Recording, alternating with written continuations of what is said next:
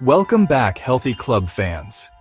Picture this. You're stirring a spoonful of golden honey into your steaming cup of tea, or maybe drizzling it into cake batter for that extra sweetness. But you stop and ask, wait, isn't heating honey dangerous? Could it even cause cancer? Here's the truth most people miss.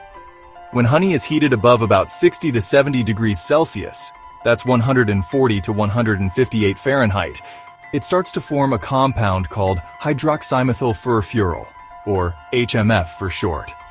The hotter it gets, and the longer it stays hot, the more HMF that forms.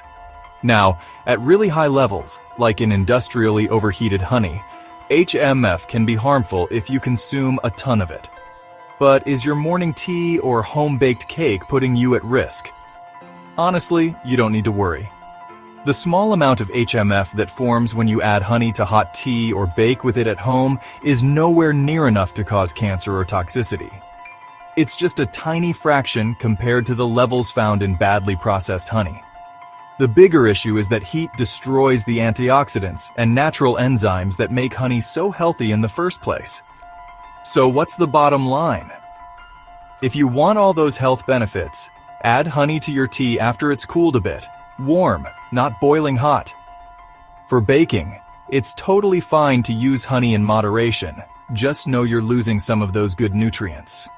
Remember, honey doesn't magically turn toxic or poisonous when it's heated.